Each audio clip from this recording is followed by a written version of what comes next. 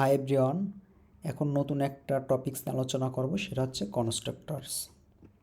এখানে বলছে a constructors is a special method that is automatically called. Constructor হচ্ছে একটা স্পেশাল মেথড যেটা অটোমেটিকভাবে কল হয় when an object of a class is created.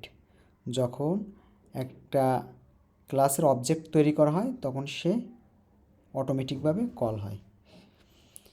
তো বিষয়টাকে আমি একটু বলি যে আমরা জানি ক্লাসের মধ্যে প্রপার্টি এবং মেথড থাকে। তো কনস্ট্রাক্টরটাও মূলত একটা মেথড, তবে এটাকে স্পেশাল বলার কিছু কারণ আছে, সেটা বলবো। তো একটা মেথড কখন কনস্ট্রাক্টর বলা হবে সেটা একটু প্রথমে বলি। যে দেখেন, এখানে ইউনিভার্সিটি নামে একটা ক্লাস তৈরি করা হয়েছে, সেই ক্লাসের আন্ডারে একটা মেথড আছে। মেথডটার নাম হচ্ছে ইউনিভার্সিটি, আর তার বডি পার্টটা এই। এখন কনস্ট্রাক্টর বুঝবো হচ্ছে এইভাবে যে কনস্ট্রাক্টরের কোনো রিটার্ন টাইপ থাকে না এবং কনস্ট্রাক্টরের নাম সবসময় ক্লাসের যে নাম হয় সেই নামে হয়।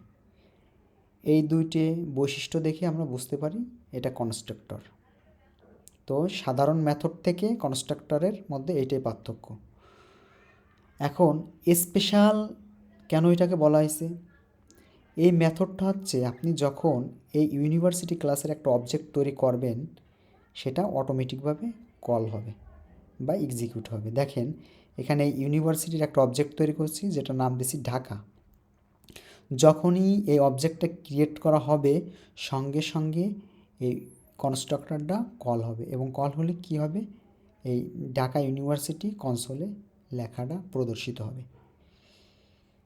তো আমরা কিন্তু একটা বিষয় জানি যে নর্মাল যেসব মেথড আছে ক্লাসের মধ্যে সেই সব মেথড কিন্তু আমাদের কল করতে হয়, কিন্তু এখানে কিন্তু আমাদের কোনো কল করার প্রয়োজন নেই, শুধু অবজেক্টটা তৈরি করলে এইটা এক্সিকিউট হবে। তো আমরা একটা এক্সাম্পলের মাধ্যমে দেখি এটা কি হয়। তো এই প্রোগ্রামটা এই যে এখানে লেখা হয়েছে, এইটা যদি আমরা এখন এক্সিকিউট করি তো দেখেন যে এখানে ঢাকা ইউনিভার্সিটি লেখা আসছে। তো আমি যদি আর একটা অবজেক্ট তৈরি করি, এখানে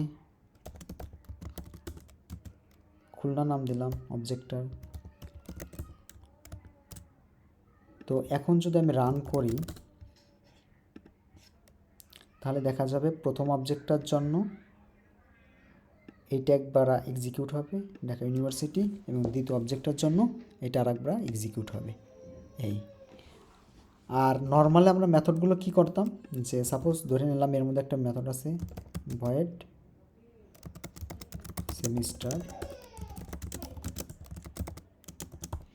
তো এটাকে যদি আমরা কল করতে চাতাম তাহলে প্রথম অবজেক্টটার ক্ষেত্রে ঢাকা অবজেক্টটার ক্ষেত্রে আমরা কি করতাম, ঢাকা ডট সেমিস্টার এইভাবে কল করতাম। তো আর এইটে অবজেক্ট ক্রিয়েটের সঙ্গে কল হয়ে যায়। আশা করি বিষয়টা বুঝতে পারছেন। তো যাই হোক, এরপরে এখানে কি বলছে একটু দেখি। It's called a default constructor. তো কনস্ট্রাক্টর হচ্ছে মূলত দুই ধরনের আছে, একটা ডিফল্ট কনস্ট্রাক্টর আর একটা প্যারামিটারাইজ কনস্ট্রাক্টর। তো এটা আর একটা এক্সাম্পল দিলে বোঝা যাবে, পরে দেখবো এটা। To create a constructor use the same name of class. যাই হোক, ওগুলো বলছি। Constructor has the same name of the class, তো একই নাম হবে কনস্ট্রাক্টরের নাম ও ক্লাসের নাম। It is always public. এখানে একটা বিষয় আছে, আমরা জানি যে তিন ধরনের অ্যাক্সেস স্পেসিফায়ার আছে, পাবলিক, প্রাইভেট, প্রোটেক্টেড। যদিও এই বিষয়গুলো নিয়ে আলোচনা এখনও করি নাই, তবে একটু বলি যে এই কনস্ট্রাক্টরটা সবসময় পাবলিক অ্যাক্সেস স্পেসিফায়ার আন্ডারে বা অধীনে হবে। আর and it does not have any return value, আর এটার কোনো রিটার্ন ভ্যালু থাকে না। তো এমনি মেথডগুলোর ক্ষেত্রে কী হয় যে আমাদের ভয়েড বা ইন্টিজার, ডাবল ফ্লোট অথবা স্ট্রিং থাকে, কিন্তু এটার কোনো রিটার্ন টাইপ নেই। ওকে, তো constructors can always take parameters just like regular method. আচ্ছা, আমরা রেগুলার মেথডগুলোতে কিন্তু আমরা প্যারামিটারের মধ্যে ভ্যালু পাস করতে পারতাম। তো সেম রেগুলার ওই মেথডগুলোর মতনই আমরা কনস্ট্রাক্টরেও প্যারামিটারের মাধ্যমে ভ্যালু পাস করতে পারবো এবং কাজে লাগাতে পারবো, which can be useful for setting initial value for property. মানে আমরা হচ্ছে অবজেক্ট যখন তৈরি করব, অবজেক্ট তৈরি করার সময় ওই কনস্ট্রাক্টরে প্যারামিটার হিসাবে ভ্যালু পাস করতে পারবো এবং ওই ভ্যালুগুলো আমরা এই ক্লাসের মধ্যে যদি কোনো প্রপার্টি থাকে সেই প্রপার্টিতে ভ্যালু অ্যাসাইন করে দিতে পারবো। তো আমরা সামনে এক্সাম্পলের মাধ্যমে দেখবো এগুলো। যাই হোক, it's called a parameterize constructor. তো এটা একটু দেখি যে এটা এখানে কী বলছে। এই ইউনিভার্সিটি নামে আর একটা ক্লাস তৈরি করছি, দেখা যাচ্ছে সেই কনস্ট্রাক্টরের একটা প্যারামিটার আছে স্ট্রিং টাইপের, এবং যখনই ইউনিভার্সিটির একটা অবজেক্ট তৈরি করা হয়েছে তখন ওই অবজেক্টের নাম হচ্ছে ইউভি, ইউভির পরে হচ্ছে আমরা ওই কনস্ট্রাক্টর কীভাবে ভ্যালু পাস করব, যে মেথড যেভাবে কল করে আমরা ভ্যালু পাস করি। তো ওই অবজেক্টের নামের পরে ফার্স্ট ব্র্যাকেট দিয়ে প্যারামিটারে হিসাবে ভ্যালু পাঠাতে হবে। তো এটা একটু আমরা রান করে দেখি। তো এখানে এটা যদি আমি রান করি তাহলে দেখা যাচ্ছে ঢাকা ইউনিভার্সিটি আসছে। তো যখন একটা অবজেক্ট তৈরি করে এখানে প্যারামিটারে ঢাকা ইউনিভার্সিটি দিছি এবং সে এখান থেকে রিসিভ করে এখানে সি আউট করে দিছে, যার কারণে এখানে ঢাকা ইউনিভার্সিটি লেখাটা আসছে। তো এইটা এই মেথডটা আমাকে কল করতে হয় নাই, অটোমেটিকভাবে কল হয়ে গেছে অবজেক্ট তৈরি করার সাথে। এখন আমি আর একটা অবজেক্ট তৈরি করি, এখানে ইউনিভার্সিটি কেইউ দিলাম।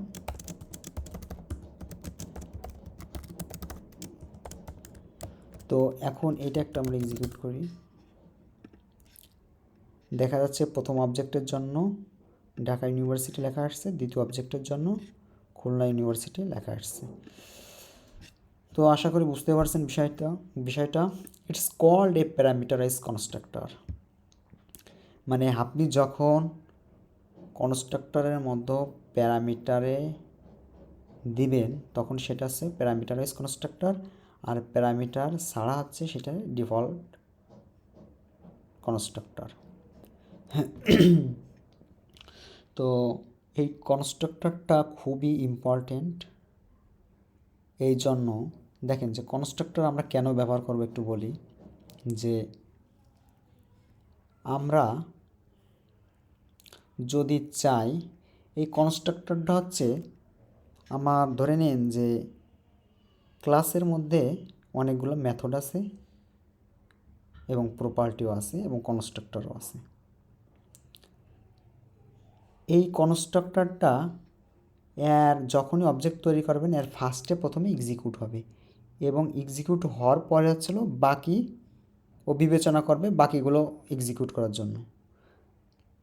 তো ফার্স্টে কনস্ট্রাক্টরটা এক্সিকিউট হবে, মানে কনস্ট্রাক্টরের ভিতরে যা কিছু আছে, তারপর হচ্ছিল বাকি ফাংশন বা মেথডগুলো এক্সিকিউট হবে। এবং এটা আমরা এখন একটা এক্সাম্পলের মাধ্যমে দেখব যে আসলে এইটে কী কী সুবিধা আছে ব্যবহারের। তো এখানে আমি আর একটা এক্সাম্পল দিছি। তো দেখেন যে এখানে রেজাল্ট নামে একটা ক্লাস তৈরি করছি যার আন্ডারে কয়েকটা প্রপার্টি আছে, ইউনিভার্সিটি একটা property, student name, student roll, আর একটা ভেরিয়েবল আছে অ্যারে সিজিপিএ, যা সাইজ 4 দিছে আর কি। আমি চাচ্ছি 4 জন স্টুডেন্টের সিজিপিএ রাখবো এই অ্যারেতে। তো এখন দেখেন যে এখানে কনস্ট্রাক্টর আছে, আমি কনস্ট্রাক্টরে দুইটা প্যারামিটার দিছি, একটা প্যারামিটার স্টুডেন্ট আর একটা প্যারামিটার রোল। আমি চাচ্ছি যখন আমি এই রেজাল্ট ক্লাসের একটা অবজেক্ট তৈরি করব তখন কনস্ট্রাক্টরে প্যারামিটারের ভ্যালু হিসাবে স্টুডেন্টের নেম এবং রোল পাস করব এবং ওই পাসকৃত স্টুডেন্টের নেম আর রোলটা কি হবে, এই ক্লাসের মধ্যে যে দুটো প্রপার্টি আছে এখানে স্টুডেন্ট নেম এবং স্টুডেন্ট রোল ওই দুটোতে অ্যাসাইন হবে। দেখেন এখানে সেটাই করছি, স্টুডেন্ট নেম যে এটা একটা প্রপার্টি, আর এখানে কি করছি সেই প্রপার্টিতে এই কনস্ট্রাক্টরের ভ্যালুটা অ্যাসাইন করে দিছি। সেম একইভাবে স্টুডেন্ট রোলেও এই কনস্ট্রাক্টরের প্যারামিটার ভ্যালুটা অ্যাসাইন করে দিছি। আচ্ছা, তাহলে আমরা অবজেক্ট তৈরি করার সময় যদি কোনো ভ্যালু অবজেক্টের ওখান থেকে পাঠায় তাহলে সেটা রিসিভ করে এখানে আমি কি করতে পারতেছি, প্রপার্টিতে অ্যাসাইন করতে পারতেছি। তো এই একটা বিষয়। আর একটা বিষয় দেখেন যে এখানে আমরা সিজিপিএ নামে একটা প্রপার্টি তৈরি করছিলাম যার ভ্যালু অ্যাসাইন করি নাই। তো সেই ভ্যালুটা কি করছি আমরা, সেই ভ্যালুটা আমরা এই প্রথমে এখানে ডিক্লারেশনটা করছি, পরে হচ্ছে এই কনস্ট্রাক্টরের ভিতরে আমরা প্রত্যেকটা ইন্ডেক্স ধরে ধরে আমরা ভ্যালু অ্যাসাইন করছি। এখন বিষয় হচ্ছে যে আমরা কিন্তু সরাসরি যখন ভেরিয়েবল ডিক্লার করি সেক্ষেত্রেও কিন্তু আমরা সেখানেও কিন্তু আমরা ভ্যালু অ্যাসাইন করতে পারি এখানে এইভাবে, কিন্তু অবজেক্ট ওরিয়েন্টেড ওয়েতে আমরা আসলে এইভাবে ভ্যালু অ্যাসাইন করব না। তো এখন এখানে তো যদি কখনো মনে করি যে ভ্যালু অ্যাসাইন করতে হবে অবজেক্ট ওরিয়েন্টেড ওয়েতে, তাহলে প্রথমে আমি প্রপার্টিগুলোকে ডিক্লারেশন করব এবং পরবর্তীতে কনস্ট্রাক্টরের মধ্যে আমি সেই প্রপার্টিগুলোর ভ্যালু অ্যাসাইন করে দেব। তো এটা আশা করি বুঝতে পারছেন। এখন এখানে রেজাল্ট নামে একটা ফাংশন তৈরি করছি। তো আর একটা বিষয় বলে রাখি যে আমার ক্লাসের ভিতরে প্রপার্টি বা মেথড যাই থাকুক না কেন সেই প্রপার্টি মেথডগুলোকে আমি ওই ক্লাসের মধ্যে যে কোনো জায়গা থেকে অ্যাক্সেস করতে পারবো। যেমন এখানে করছি রেজাল্ট নামে একটা মেথড তৈরি করছি এবং ওই রেজাল্ট মেথডের মধ্যে কিছু স্টেটমেন্ট আছে, সেই স্টেটমেন্টগুলোতে যেমন ইউনিভার্সিটি, এই ইউনিভার্সিটিটা কিন্তু এই ক্লাসের একটা প্রপার্টি, এখান থেকে আমি অ্যাক্সেস করছি। তো স্টুডেন্ট নেম, স্টুডেন্ট রোল, ওইভাবে এই সেই সিজিপিএ সেই অ্যারেটা যার ইন্ডেক্স স্টুডেন্ট রোল দিয়ে -1 দিছি, কারণ আমরা এখানে জানি যে অ্যারে ইন্ডেক্স 0 থেকে শুরু হয়। তো 0 ইন্ডেক্স হচ্ছে স্টুডেন্ট 1-এর বা স্টুডেন্ট যার রোল 1 তার সিজিপিএটা আছে। তো এখন যদি আমি এইটাকে যদি রান করি তাহলে দেখা যাচ্ছে এখানে দুইটা অবজেক্টের জন্য এখানে দুইটা আমার রেজাল্ট দেখাচ্ছে। তো এখন দেখেন যে S1 দ্বারা স্টুডেন্ট 1 অবজেক্ট বোঝাইছে আর কি। তো এখানে প্যারামিটার হিসেবে রহিম আর রোল নাম্বার হিসেবে 1 পাস করছি, করার সঙ্গে সঙ্গে কি হলো, এই রেজাল্টে গিয়ে এই কনস্ট্রাক্টরটা কল হলো, কল হয়ে এখানে গিয়ে এই স্টুডেন্ট নেম আর এই স্টুডেন্ট রোলে যাই অ্যাসাইন হয়ে গেল এই রহিম আর রোল 1। পরবর্তীতে কি হলো, এই যে আমরা একটা সিজিপি অ্যারে ডিক্লারেশন করছিলাম সেটা হচ্ছে ভ্যালুগুলো অ্যাসাইন হলো, আর ইউনিভার্সিটি প্রপার্টিতে এনইউবিটিকে অ্যাসাইন হলো। তো হয়ে যাওয়ার পরে দেখেন S1 অবজেক্টটা ধরে যখন আমরা রেজাল্ট মেথডটাকে কল করছি তখন এইটুক এক্সিকিউট হবে এবং আমার এই আউটপুটটা আসছে। দেখেন ইউনিভার্সিটি এনইউবিটিকে স্টুডেন্ট নেম রহিম, স্টুডেন্ট রোল 1, স্টুডেন্ট সিজিপিএ 3 এই যে যেটা আসছে আর কি। আর সেম একইভাবে অবজেক্ট টুর ক্ষেত্রেও এই যে আমার রেজাল্ট আসছে। তো আশা করি আপনারা এটা বুঝতে পারছেন যে আমরা আসলে কনস্ট্রাক্টর কেন ব্যবহার করব। তো এগুলো প্র্যাকটিস করতে করতে আরও বিভিন্ন প্রবলেমে পড়লে এটা আপনারা বুঝে যাবেন। তো এটা জেনে রাখতে হবে, আমাদের যখন যেটা প্রয়োজন মনে করব আমরা তখন সেটা ব্যবহার করব। তো এখানে যদি আমি ধরে নিতাম যে আমার প্যারামিটারে আসলে এগুলো কনস্ট্রাক্টরে প্যারামিটারে পাঠানোর প্রয়োজন হচ্ছে না, বাট বাট আমার কি যে এখানে একটা প্রপার্টি আছে, সেটার ভ্যালু অ্যাসাইন করা লাগতেছে। সেক্ষেত্রে আমরা এখানে কনস্ট্রাক্টরের প্যারামিটারে কিছু পাস করব না, সরাসরি ডাইরেক্ট কনস্ট্রাক্টরটা লিখে মানে ডিফল্ট কনস্ট্রাক্টর ব্যবহার করে আমরা এইভাবে ভ্যালু অ্যাসাইন করে দেব, এই যে এইভাবে। তো আশা করি আপনারা বুঝতে পারছেন। ধন্যবাদ। এই পর্যন্ত আজকে ক্লাস।